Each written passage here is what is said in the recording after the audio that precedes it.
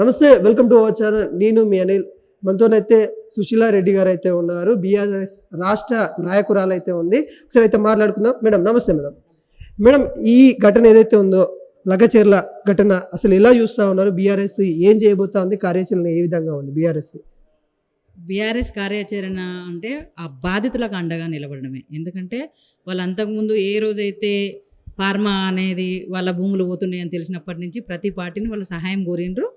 ఇంతకుముందు కూడా తెలంగాణ భవన్కి వచ్చిండ్రు, గాంధీ భవన్కి వాళ్ళ నాయకులు కలవడానికి కూడా పోయినరు, బీజేపీ నాయకులను కూడా కలిసిండ్రు, ఇక్కడికి వచ్చి కేటీఆర్ గారిని, మా వర్కింగ్ ప్రెసిడెంట్ గారిని కూడా కలిసిన తర్వాత అప్పుడు ఏదైతుంది అంటే, ఇప్పుడు ఎవరికైనా కూడా ఒకరికి ఆపద అవుతుంది అని అంటే దానికి సహాయంగా నిలబడేది అనేది ఈరోజు బయట తెలంగాణలో ఇప్పుడు తెలంగాణ భవన్ జనతా గ్యారేజ్ అని పిలుచుకుంటుండ్రు ప్రజలు.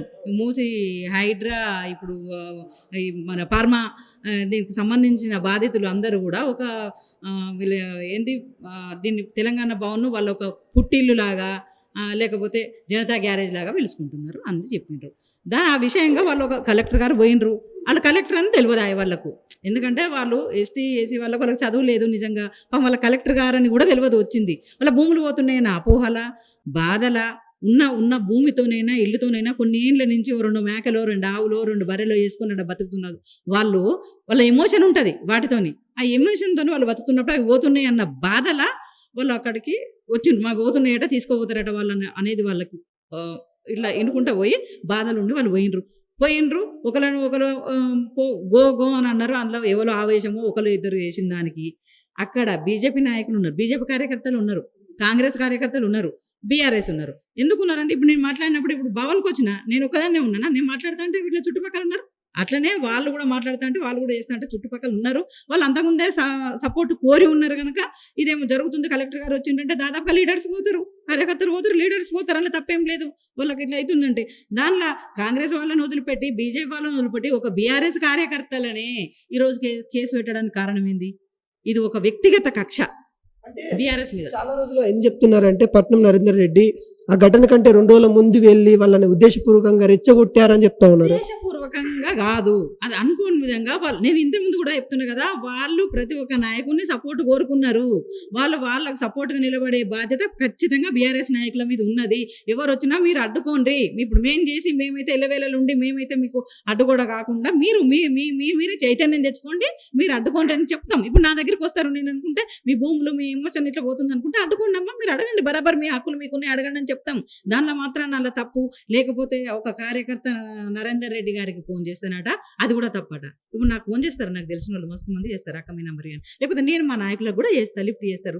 దానిలో కార్యకర్త నాయకులు చేస్తే ఎట్లా తప్పు అవుతుంది? నాయకుడు మరి అక్కడ నియోజకవర్గ ఇన్ఛార్జి మాజీ ఎమ్మెల్యే నరేందర్ రెడ్డి గారు మా వర్కింగ్ ప్రెసిడెంట్ కేటీఆర్కి ఫోన్ చేస్తే కూడా తప్పేనట. వాళ్ళు ఫోన్ చేసుకుంటే తప్పని అంటే జనాలు నవ్వుతున్నారు, ఊంచిపోతున్నారు. రేవంత్ రెడ్డిని సిగ్గు లేదు.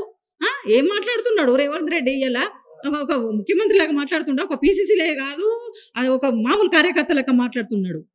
మర్చిపోయి ఎప్పుడు ఒక డిప్రెషన్లా, హై టెన్షన్లా, నా పోస్ట్ ఎప్పుడు పోతుందో, నా పోస్ట్ కిందకి ఏమొస్తుందో, ఆదరా బాదరా అన్నీ ఉన్నాయి, లేని మూసని అదని ఇదని వసూలు వేయాలి, మూటలు కట్టుకపోవాలి, అక్కడ వేయాలి. ఏ నెల మూటలు వేయకుండా ఆ నెల కట్టు ముఖ్యమంత్రి పోతుంది. ఆ భయం కొద్ది అక్కడికి మూటలు మోయడానికి ఆయనకు సరిపోతుంది. మూటలు ఎవరు పంపిస్తున్నారు? ఇంకా ముందు వాళ్ళ బాసులకు, వాళ్ళు అన్ని రాష్ట్రాల్లో తెచ్చుకోవాలి, అన్ని ఖర్చులు పెట్టుకోవాలి, అన్ని వేయాలి. వాళ్ళ బాసులకు మోస్తున్నాడు. మరి అదే రాహుల్ గాంధీ ఇప్పుడు మణిపూర్ ఘటన అయినప్పుడు, వేరే ఘటనలు అయినప్పుడు అని పోయిండు. వాళ్ళ మేము అండగా నిలబడడం మరి కళ్ళు కనబడతలేవా? ఇలా రాహుల్ గాంధీ కన్నా అడుగుతున్నాం మేము బీఆర్ఎస్ నుంచి. నేను అడుగుతున్నా, మా బీఆర్ఎస్ వాళ్ళు అడుగుతున్నారు, ప్రతి ఒక్కరు అడుగుతున్నారు, ఇలా ప్రజలు కూడా అనుకుంటున్నారు. మరి ఎక్కడ పోయినా కూడా దేశంలో ఘటన అయినప్పుడు మరి ఇది తెలంగాణలో మీ ప్రభుత్వమే ఉన్నది, మీ ముఖ్యమంత్రి గారే ఉన్నారు, మరి మీ ముఖ్యమంత్రి గారే సొంత నియోజకవర్గం అది. మరి ఇంత ఘోరంగా జరుగుతా అంటే తెలంగాణలో ఉన్నామా లేకపోతే బీహార్లో ఉన్నామా అనే సందంగా అక్కడ ఇంత జరుగుతా అంటే ఒక ఆడవాళ్ళను లైట్ బంద్ చేసి వాటర్ కట్ చేసి రాత్రికి 10-15 మంది 20 మంది పోలీసు వాళ్ళు ఆడవాళ్ళను కొట్టుడు తన్నుడు, వాళ్ళని ఏం చేస్తుంటారు? ఒక ఆడపిల్లలు చెప్పుకోలేని విషయాలు కూడా వాళ్ళు బాధపడి ఏడుస్తున్నారు. ఒక నిండు గర్భిణి, 9 నెలల నిండు గర్భిణి కూడా వాళ్ళ హస్బెండ్ని కూడా తీసుకుపోయినారు. ఆడవాళ్ళు ఇళ్ళల్లో ఉంటే రాత్రి కరెంటు బంద్ చేసి మీరు ఒక 20 మంది ఒక ఆడవాళ్ళు ఉన్న దగ్గర పోయి మీరు అంతా వేయాల్సిన అవసరమే ఉంది. ఇంత ఘోరంగా జరుగుతా అంటే రాహుల్ గాంధీ ఏడవన్నాడు. మరి కళ్ళ కనబడతలేవా? నువ్వు అన్ని రాష్ట్రంలో ఇంతకుముందు జరిగిన ఘటనలో పోయినావు కదా, మరి తెలంగాణలో ఏంది అంటే తెలంగాణ అనేది మీ రాహుల్ గాంధీకి వదిలిపెట్టినావా? మీ రేవంత్ రెడ్డి గారికి వదిలిపెట్టినవా? మరి అయితే రాహుల్ గాంధీ ఏం చేస్తుండు? కేటీఆర్ కూడా ఇన్వాల్వ్మెంట్ చేస్తున్నారు. కేటీఆర్ ఫోన్ వల్లనే ఇదంతా జరిగిందని అంటా ఉన్నారు. నిజమేనా? అసలు వాస్తవం ఏముంది? ఈ రోజు కాదు కేటీఆర్ గారిని చేసేది, ఈ రోజు కాదు, రోజు వస్తుంది. ఏదో ఒక టీవీలో వస్తుంది, ఏదో ఒక ఛానల్లో వస్తుంది. ఈ కథ అంటారు, ఆ కథ అంటారు, ఫోన్ ట్యాపింగ్ అంటారు, ఫార్ములా రేస్ అంటారు. సిగ్గు లేకుండా మొన్న ఫ్యామిలీ కుటుంబం పార్టీ జరుపుతా అంటే కూడా ఆలోచన తీసుకొచ్చి సిగ్గు లేకుండా ఆ ప్రచారం చేస్తే అని ఉంచారు తెలంగాణ ప్రజలంతా గంత గలీజ్గా. అంత ఎక్కడ ఏదైనా కేటీఆర్, ఏదైనా కేటీఆర్. నిద్రపోతలేడు, ఏం చేస్తున్నాం? ఎప్పుడన్నా 5 నిమిషాలు 5 నిమిషాలు కళ్ళు మూసుకుంటే కేటీఆర్ ఇట్లా వస్తుండంట. మరి ఏం చేస్తాం మనం? ఇప్పుడు మళ్ళీ ఇంకో వివాదం ఏంటంటే కేటీఆర్ కును హరీష్ రావుకి పడట్లేదు, అసలు వాళ్ళిద్దరి మధ్యలో పడట్లేదు. ఈ ఒక వివాదం తీసుకొస్తారు. ఎలా వస్తారు దీన్ని? ఆయన చూసిండటనా? ఆయన పోయి చెప్పుకున్నాడా? కేటీఆర్ గారు చెప్పుకున్నారా? హరీష్ రావు గారు చెప్పుకున్నారు? వాళ్ళు చెప్పుకున్నారు. లేకపోతే సీసీ కెమెరాలు ఏమన్నా పెట్టిండా? లేకపోతే ఫోన్ ట్యాపింగ్ నువ్వు చేస్తున్నావా? మరి ఇవన్నీ ఏం లేదు. వాళ్ళు 420 హామీలు ఇచ్చి పాడు చేసిండ్రు, గ్యారంటీలు ఇచ్చిండ్రు, 6 హామీలు ఇచ్చిండ్రు, 420 గ్యారంటీలు మొత్తం ఇచ్చిండ్రు. వాళ్ళని ఏడు అడుగుతుండ్రు, నాయకులు అడుగుతుండ్రు. ఏ ఊరు పోయినా వాళ్ళని రాణిస్తలేరు, అడ్డుకుంటున్నారు వాళ్ళ ఎమ్మెల్యేలను. ఎక్కడ పోయినా మా నాయకులు మొత్తం వాళ్ళకి సందు లేకుండా అడుగుతున్నారు. ప్రతిపక్షం గట్టిగా ఉన్నది, వాళ్ళకి ఏం చేయను, నిద్ర పోతలేడు. నిద్ర పోకుండా ఇగో అంటే డైవర్షన్ పాలిటిక్స్ చేస్తున్నాడు ఇలా రేవంత్ రెడ్డి. చాలా మంది బీఆర్ఎస్ పార్టీ నిజంగా మీరు అన్నట్టు జనతా గ్యారేజ్ లెక్క కనిపిస్తా ఉంది. చాలా మంది వచ్చారు, ఆ లంబాడి వాసులు కానీ చాలా మంది వచ్చినప్పుడు మేమే ఆశ్చర్యపోయినాం. ఏంటి ఇంతమంది వస్తూ ఉన్నారు, ఒక అధికారం లేని పార్టీ ఆఫీస్కి ఎందుకు వస్తూ ఉన్నారని చాలా ఆశ్చర్యం అనిపించింది. అసలు వాళ్ళు వచ్చి ఏం చెప్పుకున్నారు, మీతో ఏం బాధపడుతున్నారు, అసలు ఏం మీకు ఇన్ఫర్మేషన్ ఇచ్చారు వాళ్ళు? వాళ్ళు ఇన్ఫర్మేషన్ ఇచ్చుడు కాదు, వాళ్ళ బాధ చెప్పుకుంటున్నారు. నేను అంటున్నా కదా, ఒక జనతా గ్యారేజ్, ఒక తల్లిగారింటికి పోతే తల్లిదండ్రి ముందట ఏదో కష్టం వస్తే ఎట్లా చెప్పుకుంటారో బిడ్డలు అట్లా చెప్పుకుంటున్నారు. ఇలా మూసి ఒక వీళ్ళే కాదు కదా, ఈ రైతులు వచ్చి వాళ్ళ భార్యలు వాళ్ళు చెప్పుకుంటున్నారు. మీరు చూస్తూనే ఉన్నారు కదా రోజు. అట్లా అంటే హైదరాబాద్ వచ్చిండ్రు, మూసిబాదులు రోజు పొద్దున్న లేస్తే 6 గంటల వరకే గేటు ముందట ఉన్నారు. గేటు తీయంగానే వాళ్ళే ఉన్నారు. ప్రతిరోజు ఏదో ఒక రకంగా ఇలా తెలంగాణ ప్రజలకు ప్రతిరోజు తెలంగాణ భవన్ గుర్తొస్తుందంటే రేవంత్ పాలన చూసుకోవచ్చు దీని పట్ల ఎట్లున్నదో.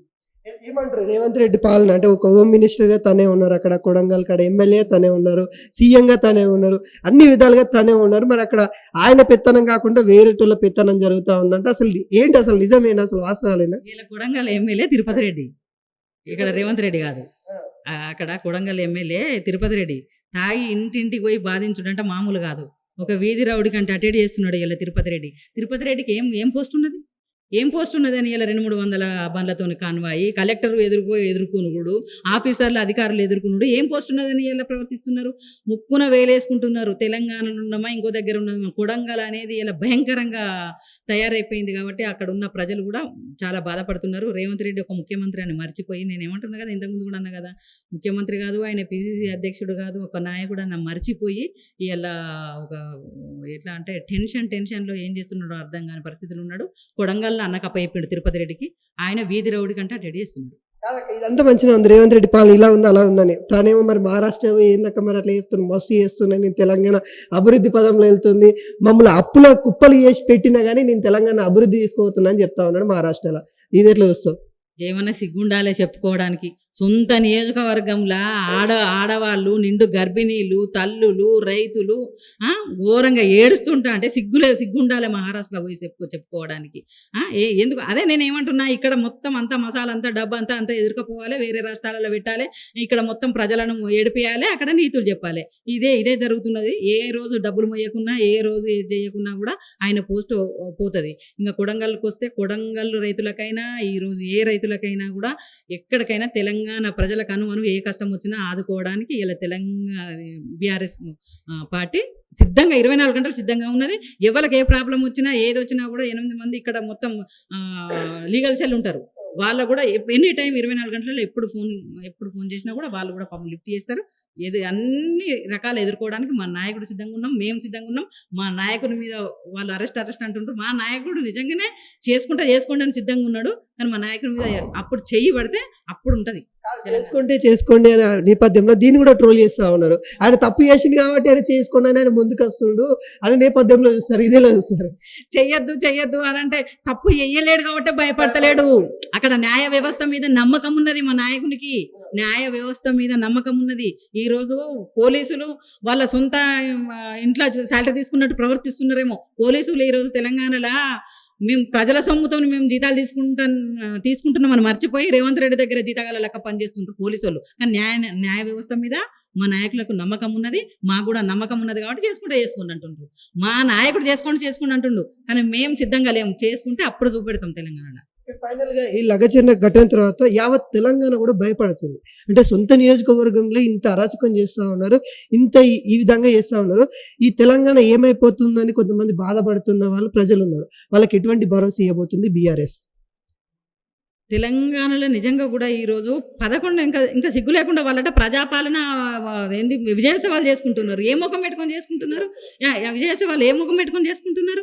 రైతులు ఏడుస్తున్నారు, పిల్లలు ఏడుస్తున్నారు, ఆడోళ్ళకి ఇచ్చిన హామీలు లేవు, ఇలా వృద్ధులకు పెన్షన్లు లేవు, రైతు బీమా లేదు, రైతు బంధు లేదు, ఏ రకంగా ఏది అన్ని బంధు పెట్టి మొత్తం అన్ని బంధు పెట్టి మొత్తం మూటలు మోసుకుంటా ఇలా విజయోత్సవాలు చేసుకుంటే సిగ్గు లేకుండా చేసుకుంటున్నాడు ఇలా విజయోత్సవాలు. మళ్ళీ దానికి ప్రజలందరూ ఈరోజు తెలంగాణలో భయపడుతున్నారు కాబట్టి దానిలో నుంచి ఖచ్చితంగా గల్లబట్టి ప్రతి ఒక్క తప్పును అడుగుడే ప్రజలకు ఖచ్చితంగా అండగా నిలబడే బీఆర్ఎస్ పార్టీ. ఇది ఏదైతే లగచర్లో జరిగిన ఘటన పైన అయితే బీఆర్ఎస్ నాయకురాలు అయితే ప్రతి ఒక్కరైతే చెప్తున్నా అక్కడ జరిగింది బీఆర్ఎస్ నిజంగా అక్కడ నాయకులకి అన్యాయం జరుగుతూ ఉంది. అక్కడ ఎటువంటి ఇన్వాల్వ్మెంట్ లేకుండా కానీ వాళ్ళని తీసుకొని అరెస్ట్ చేస్తూ ఉన్నారు. ఇవన్నీ అక్రమ అరెస్టులు చేస్తూ ఉన్నారనే నేపథ్యం అయితే వాళ్ళైతే చెప్పడం అయితే జరుగుతుంది. అదేవిధంగా వాళ్ళకి అండగా ఖచ్చితంగా బీఆర్ఎస్ ప్రజల పక్షాలను ఎప్పటికీ కొట్లాడదామని కూడా క్లియర్గా అయితే వ్యక్తం చేస్తూ ఉన్నారు.